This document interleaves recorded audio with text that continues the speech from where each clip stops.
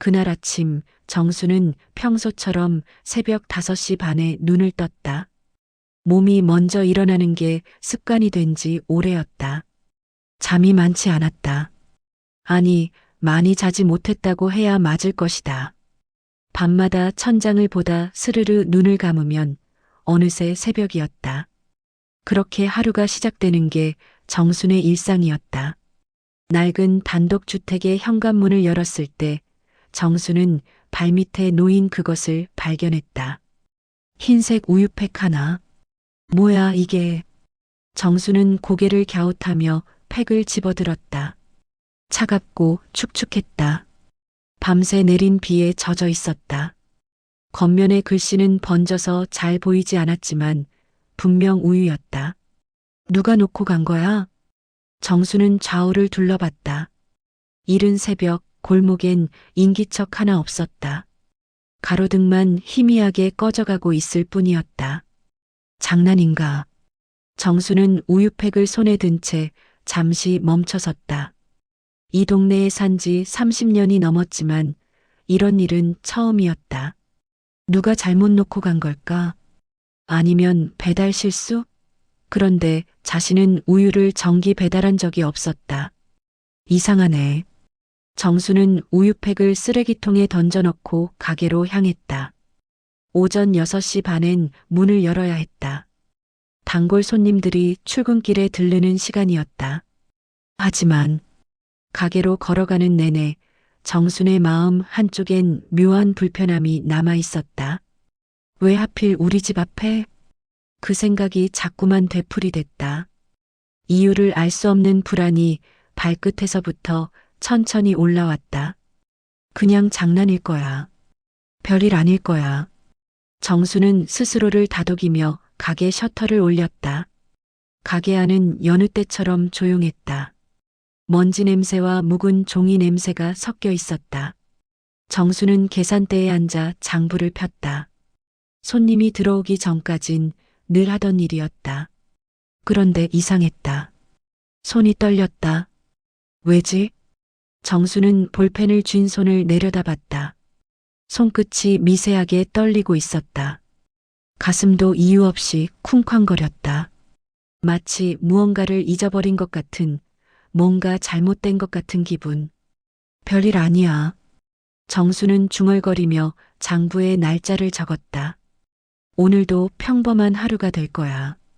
그렇게 믿으려 했다. 하지만 그날 오후 가게 문을 닫고 집으로 돌아왔을 때 정수는 다시 한번 멈춰 서야 했다. 현관 앞, 똑같은 자리에 또 다른 우유팩이 놓여 있었다. 이번엔 더 축축하게 젖어 있었다. 오후에 내린 소나기 때문이었다. 우유팩은 마치 누군가 일부러 그 자리에 두고 간 것처럼 정확히 문 앞 한가운데 놓여 있었다. 정수는 우유팩을 들어 올리지 않았다. 그냥 그 자리에 서서 한참을 그것만 바라봤다. 누가 이러는 거지? 불안이 조금씩 커졌다. 더 이상 장난처럼 느껴지지 않았다. 누군가 자신을 지켜보고 있는 것 같았다. 누군가 일부러 반복적으로 자신에게 무언가를 전하려는 것 같았다. 정수는 천천히 고개를 들어 골목 끝을 바라봤다. 텅 빈 골목. 아무도 없었다. 하지만 정수는 알 수 있었다. 무언가 시작되고 있다는 걸. 그날 문 앞에 우유팩 하나가 내 삶을 천천히 흔들기 시작했다. 정수는 그날 밤 잠들기 전 문득 오래된 서랍을 열었다.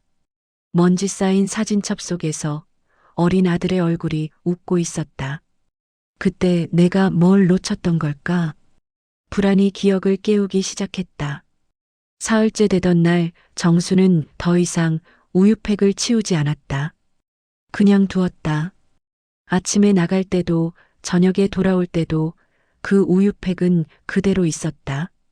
비에 젖고 햇볕에 바래고 바람에 쓰러지면서도 여전히 그 자리에 있었다. 정수는 그것을 보며 생각했다. 대체 누가 이러는 거야? 4번째 날, 5번째 날. 우유팩은 계속 왔다. 늘 같은 시간, 같은 자리에. 정순이 새벽에 문을 열면 이미 놓여 있었고 가끔은 저녁 늦게 귀가했을 때 또 추가로 놓여 있기도 했다. 누가 보고 있는 것 같았다.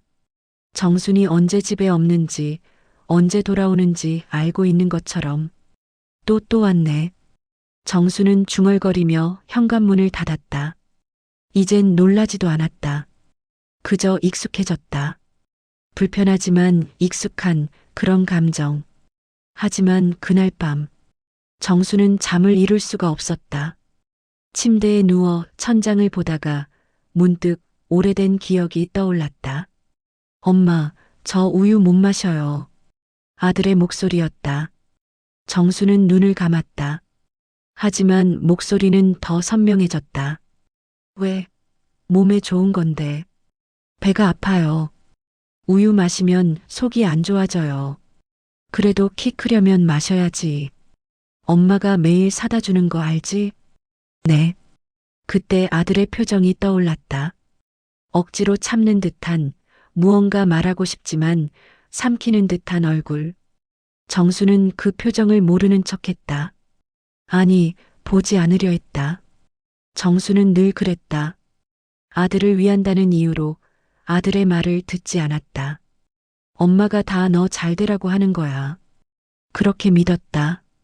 그렇게 살았다. 하지만 아들에게 그건 사랑이 아니라 숨막힘이었다. 정수는 이불을 끌어당겼다. 가슴이 답답했다. 우유팩 때문인지 오래된 기억 때문인지 알 수 없었다. 다음 날 아침, 정수는 평소보다 일찍 일어났다. 새벽 4시 반. 밖은 아직 어두웠다. 정수는 조심스럽게 현관문을 열었다. 아직 아무것도 없었다. 지금 오는 건가? 정수는 문틈 사이로 골목을 내다봤다. 어둠 속에서 아무것도 보이지 않았다. 하지만 누군가 있을 것 같았다. 숨죽이고 지켜보는 누군가. 정수는 문을 닫지 않고 그대로 서 있었다. 10분, 20분. 시간이 흘렀지만 아무도 나타나지 않았다. 결국 정수는 문을 닫았다. 그리고 다시 침대에 누웠다. 내가 왜 이러고 있지? 스스로가 우스웠다. 새벽같이 일어나 누군지도 모르는 사람을 기다리다니. 하지만 동시에 화가 났다. 대체 왜 이런 짓을 하는 거지? 뭘 원하는 거야? 오전 6시. 정수는 다시 문을 열었다. 우유팩이 놓여 있었다. 이번엔 2개였다. 정수는 그 자리에 멈춰섰다. 손이 떨렸다. 화가 치밀어 올랐다. 대체 왜 이러는 거야? 정수는 소리쳤다. 골목에 울려 퍼지는 자신의 목소리가 낯설었다. 하지만 아무도 대답하지 않았다. 그저 새벽의 정적만이 돌아왔다. 정수는 우유팩을 집어들었다. 힘껏 쥐어서 찌그러뜨렸다. 흰 액체가 손으로 흘러내렸다. 차가웠다. 그만 좀 해. 정순의 목소리가 떨렸다. 화가 아니었다. 두려움이었다. 왜냐하면 정수는 알고 있었다. 이 우유가 단순한 장난이 아니라는 걸. 이건 누군가의 메시지라는 걸. 그리고 그 누군가가 누구인지 정수는 이미 짐작하고 있었다. 설마. 정수는 고개를 저었다.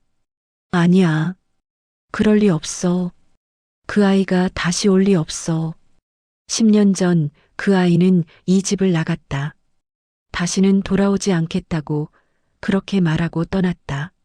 엄마, 저 이제 못 살겠어요. 그때 아들의 목소리가 또 떠올랐다. 엄마가 원하는 대로 사는 게 제 인생이 아니에요. 무슨 소리야? 엄마가 언제 내 인생을 간섭했어? 매일이요. 매 순간이요. 정수는 그 말을 듣고도 이해하지 못했다. 아니, 이해하고 싶지 않았다. 내가 뭘 잘못했다는 거야. 다 너 잘 되라고 한 건데. 그렇게 자신을 변호했다. 끝까지. 그 말을 끝으로 아들은 짐을 싸서 나갔다. 정수는 막지 않았다. 막을 수 없었다. 자존심이 허락하지 않았다. 후회하게 될 거야. 정수는 그렇게 생각했다. 그리고 기다렸다. 아들이 돌아올 거라고 믿었다. 엄마 없이는 못 산다고, 미안하다고 말하며 돌아올 거라고. 하지만 10년이 지났다. 아들은 돌아오지 않았다. 정수는 우유팩을 바닥에 내려놓았다. 손에서 힘이 빠졌다. 그대로 주저앉고 싶었다. 하지만 그러지 않았다. 대신 천천히 몸을 돌렸다. 집 안으로 들어가 문을 닫았다. 그리고 잠갔다. 꽉! 정수는 문고리를 붙잡은 채 한참을 서 있었다. 가슴이 두근거렸다. 숨이 가빠졌다. 내가 왜 이제 와서. 말이 목구멍까지 올라왔지만 나오지 않았다. 그날 밤 정수는 잠들지 못했다. 그리고 다음 날 아침 모든 게 터졌다. 폭우가 예보되던 날 정수는 문득 생각했다. 비가 오면 그 사람도 오지 않겠지. 안도와 실망이 동시에 밀려왔다. 그날 정수는 쓰러졌다. 그날은 폭우가 쏟아지는 날이었다.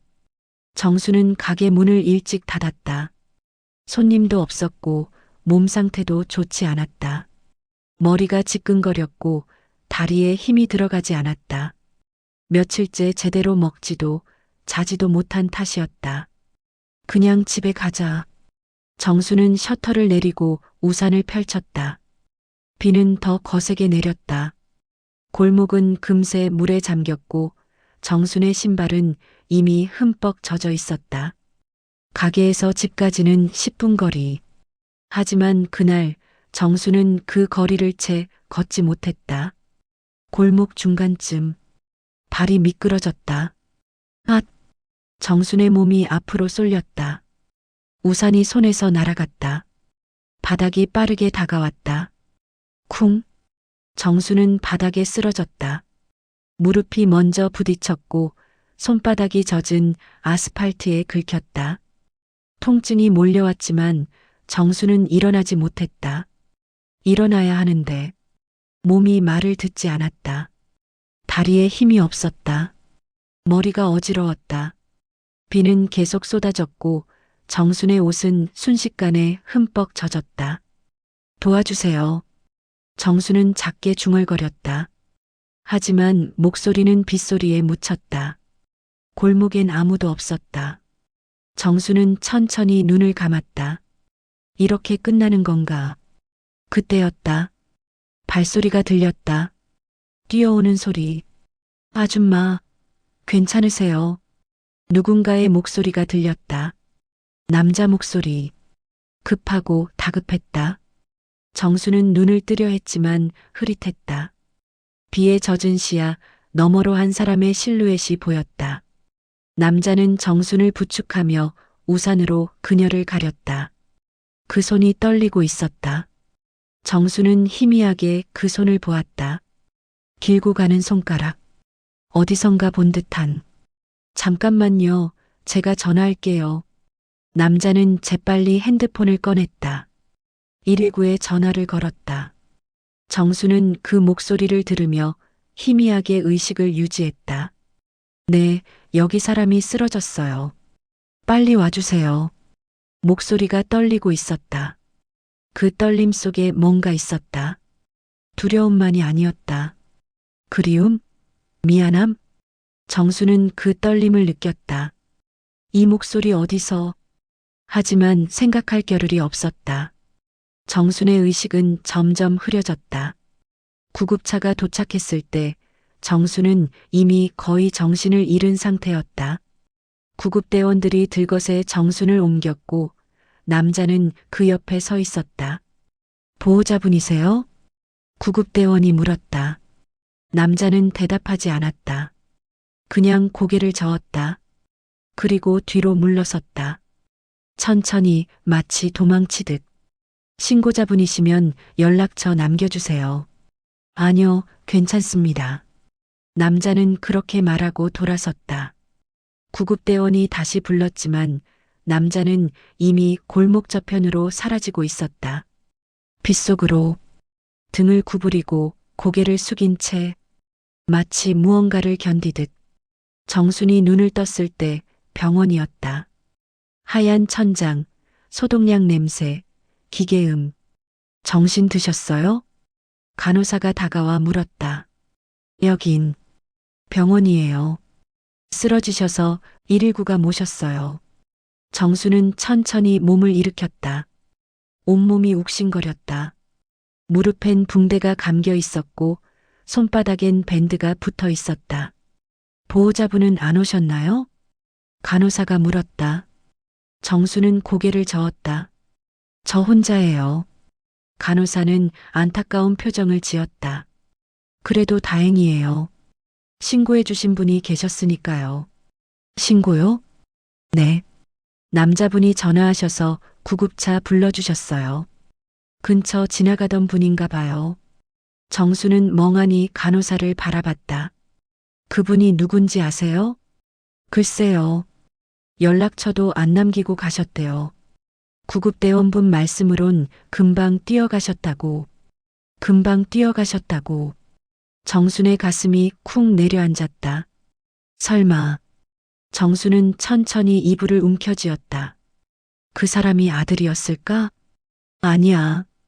그럴 리 없어.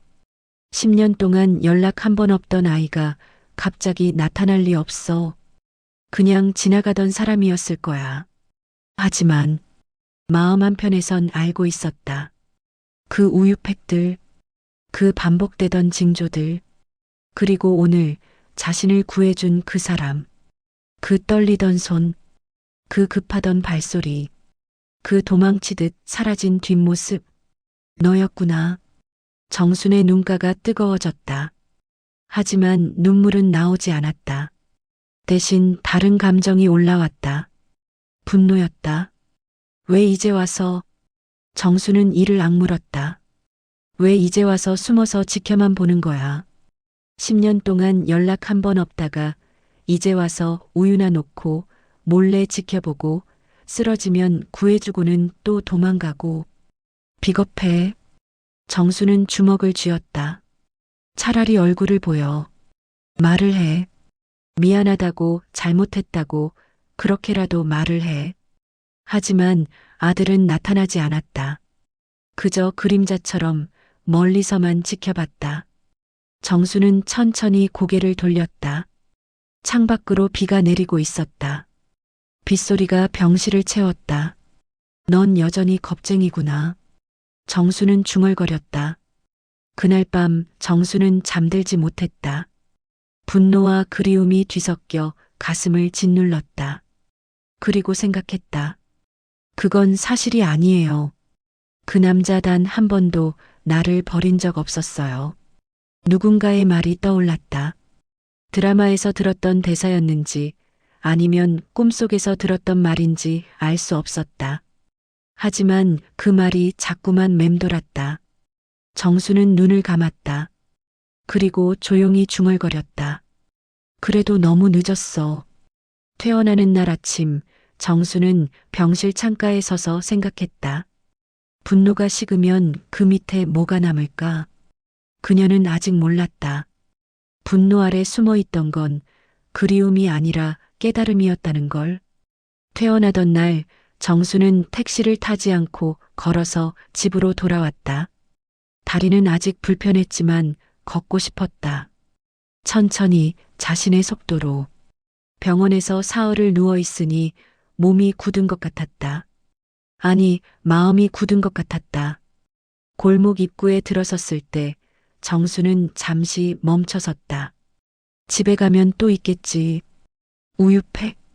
정수는 한숨을 쉬었다. 이젠 화도 나지 않았다. 그저 지쳤다. 천천히 걸어 현관 앞에 도착했다. 그런데 우유가 없었다. 정수는 고개를 갸웃했다. 바닥을 살폈다. 아무것도 없었다. 대신 현관문 손잡이에 비닐봉지 하나가 걸려 있었다. 이게 뭐지? 정수는 비닐봉지를 내렸다. 안에는 네모난 상자가 들어 있었다. 두유였다. 6팩들이 상자. 정수는 천천히 상자를 꺼냈다. 그리고 그 안에서 작은 쪽지 하나를 발견했다. 접혀 있는 쪽지. 정수는 손이 떨렸다. 쪽지를 펼쳤다. 엄마, 우유 대신 두유 놔둡니다. 몸조리 잘하세요. 그게 전부였다. 이름도 서명도 없었다. 하지만 필체는 알아볼 수 있었다. 삐뚤삐뚤하지만 또박또박한 글씨. 중학생 때부터 변하지 않은 그 필체. 준혁이. 정수는 쪽지를 쥔 채 그 자리에 멈춰섰다. 가슴이 먹먹했다. 눈물이 날 것 같았지만 나오지 않았다. 대신 웃음이 났다. 참. 정수는 작게 웃으며 중얼거렸다. 너는 예전부터 말 앞에 늘 겁이 먼저였지. 준혁이는 어릴 때부터 그랬다. 하고 싶은 말이 있어도 먼저 말하지 못했다. 엄마 눈치를 보고 상황을 살피고 그러다 결국 아무 말도 하지 못하고 삼켰다. 정수는 그걸 답답해했다. 왜 말을 안 해? 속에 담아두기만 하면 엄마가 어떻게 알아? 하지만 지금 생각해보니 정순도 마찬가지였다. 정순도 말하지 못했다. 미안하다고, 사랑한다고, 너 없이는 안 된다고. 그 말들을 한 번도 제대로 하지 못했다. 정수는 문득 깨달았다. 나도 내가 두려웠구나. 내 마음이, 내 생각이. 그래서 듣지 않으려 했던 거야. 내 말을 들으면 내가 틀렸다는 걸 인정해야 할까봐. 정수는 천천히 문을 열고 집 안으로 들어갔다. 거실 탁자에 두유 상자를 내려놓았다. 그리고 쪽지를 다시 펼쳐 읽었다. 엄마. 그 한 글자가 유난히 크게 느껴졌다. 10년 만에 듣는 그 호칭. 정수는 쪽지를 가슴에 안았다. 너도 힘들었구나. 정수는 조용히 중얼거렸다. 10년 동안 엄마한테 연락 한 번 못하고 그렇게 멀리서만 지켜봤구나. 우유팩들이 떠올랐다. 젖어있던 그 우유팩들. 비에 맞고 바람에 쓰러지고 그렇게 문 앞에 놓여있던 것들. 그게 내가 할 수 있는 전부였던 거야? 정수는 고개를 저었다. 아니지. 내가 할 수 있는 게 그것뿐이었던 거지. 준혁이도 무서웠을 것이다. 10년 만에 엄마 앞에 나타나는 게 차라리 멀리서 지켜보는 게 더 쉬웠을 것이다. 나도 그랬잖아.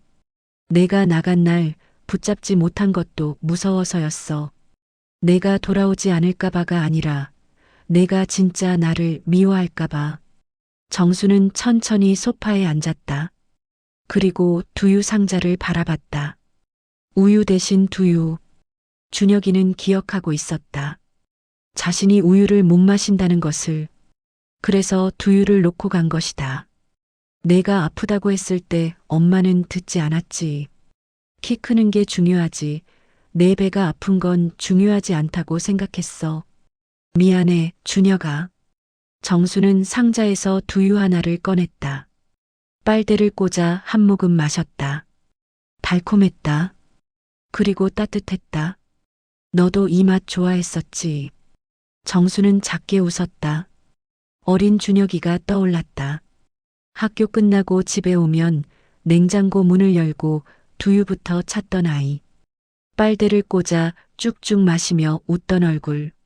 엄마, 이거 또 사주세요. 그래, 알았어. 그때는 몰랐다. 그런 작은 순간들이 얼마나 소중한지. 그런 평범한 대화가 얼마나 그리워질지.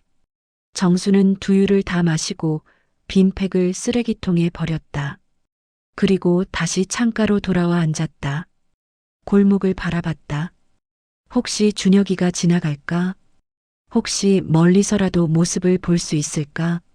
하지만 아무도 지나가지 않았다. 그래도 괜찮았다. 언젠가. 정수는 중얼거렸다. 언젠가는 내가 준비되면 그때 오렴. 엄마도 기다릴게. 조급하지 않게, 재촉하지 않게. 내가 문을 두드릴 수 있을 때까지. 정수는 눈을 감았다. 그리고 깊게 숨을 들이쉬었다. 오랜만에 편안한 숨이었다. 해가 기울고 저녁이 찾아왔다. 정수는 천천히 일어나 부엌으로 갔다. 저녁을 준비했다. 혼자 먹는 밥이었지만 정성껏 차렸다. 밥 한 공기, 국 한 그릇, 반찬 두어 가지. 소박했지만 따뜻했다. 정수는 천천히 밥을 먹었다. 그리고 생각했다. 이제는 괜찮아. 정수는 그렇게 중얼거렸다. 진심으로. 그날 밤 정수는 쪽지를 서랍 깊이 넣으며 생각했다. 기다림도 사랑이구나. 재촉하지 않는 것, 조급해하지 않는 것. 그것도 엄마가 할 수 있는 사랑이었다. 그 후로 일주일이 지났다. 정수는 매일 아침 현관문을 열었다. 하지만 더 이상 아무것도 놓여있지 않았다. 우유도, 두유도, 아무것도. 정수는 그걸 알고 있었다. 준혁이가 더 이상 오지 않는다는 걸. 그 쪽지가 마지막이었다는 걸. 이상하게도 섭섭하지 않았다. 오히려 마음이 편했다. 내가 할 수 있는 만큼 한 거겠지. 정수는 그렇게 생각했다. 어느 날 오후 정수는 서랍을 열었다. 깊숙이 넣어둔 쪽지를 꺼냈다. 엄마, 우유 대신 두유 놔둡니다. 몸조리 잘하세요. 정수는 쪽지를 한참 바라보다가 다시 서랍에 넣었다. 그리고 조용히 중얼거렸다. 고마워. 그 말이 준혁이에게 닿을 리 없었다. 하지만 정수는 말하고 싶었다. 고맙다고. 내가 잊지 않고 있어줘서, 멀리서라도 지켜봐줘서, 그게 내가 할 수 있는 전부였다는 걸 이제는 알겠다고. 정수는 거실 창가에 앉았다. 밖은 맑았다. 며칠 만에 비가 그쳤다. 골목엔 햇살이 내려앉았고 젖어있던 땅이 천천히 마르고 있었다. 나도 그랬으면 좋겠다. 정수는 생각했다. 젖어있던 내 마음도 천천히 마를 수 있을까? 10년 동안 쌓인 서운함, 분노, 그리움. 그것들이 비처럼 내 안을 적셨다. 하지만 이젠 그쳐도 될 것 같았다. 정수는 두유 상자를 바라봤다. 아직 2팩이 남아 있었다. 천천히 하나를 꺼내 빨대를 꽂았다. 한 모금 마셨다. 여전히 달콤했다. 너도 이 맛 좋아했었지. 정수는 작게 웃었다. 어린 준혁이가 떠올랐다. 학교 끝나고 집에 오면 냉장고 문을 열고 두유부터 찾던 아이. 빨대를 꽂아 쭉쭉 마시며 웃던 얼굴. 엄마, 이거 또 사주세요. 그래, 알았어. 그때는 몰랐다. 그런 작은 순간들이 얼마나 소중한지, 그런 평범한 대화가 얼마나 그리워질지. 정수는 두유를 다 마시고 빈 팩을 쓰레기통에 버렸다. 그리고 다시 창가로 돌아와 앉았다. 골목을 바라봤다. 혹시 준혁이가 지나갈까? 혹시 멀리서라도 모습을 볼 수 있을까? 하지만 아무도 지나가지 않았다. 그래도 괜찮았다. 언젠가. 정수는 중얼거렸다. 언젠가는 내가 준비되면 그때 오렴. 엄마도 기다릴게. 조급하지 않게, 재촉하지 않게. 내가 문을 두드릴 수 있을 때까지. 정수는 눈을 감았다. 그리고 깊게 숨을 들이쉬었다. 오랜만에 편안한 숨이었다. 해가 기울고 저녁이 찾아왔다. 정수는 천천히 일어나 부엌으로 갔다. 저녁을 준비했다. 혼자 먹는 밥이었지만 정성껏 차렸다. 밥 한 공기, 국 한 그릇, 반찬 두어 가지. 소박했지만 따뜻했다. 정수는 천천히 밥을 먹었다. 그리고 생각했다. 이제는 괜찮아. 정수는 그렇게 중얼거렸다. 진심으로. 그날 밤 정수는 다시 한번 현관문 앞에 섰다. 문을 열었다. 바깥은 고요했다. 우유팩이 놓여있던 자리, 젖어있던 그 자리는 이제 말라 있었다. 정수는 그 자리를 한참 바라보다가 조용히 문을 닫았다. 그리고 잠갔다. 이번엔 슬프지 않았다. 젖어 있던 우유의 자리는 이제 말라 있었지만 이상하게도 내 마음은 그때보다 덜 젖어 있었다. 정수는 불을 끄고 침대에 누웠다. 눈을 감았다. 젖어 있던 건 우유가 아니라 나였다. 10년 동안 말리지 못한 채 그대로 굳어버린 나. 하지만 이제는 천천히 마를 수 있을 것 같다. 정수는 조용히 잠들었다. 오랜만에 편안한 잠이었다. 꿈속에서 정수는 웃고 있었다. 그리고 그 웃음은 눈을 뜨고 난 후에도 얼굴에 남아 있었다.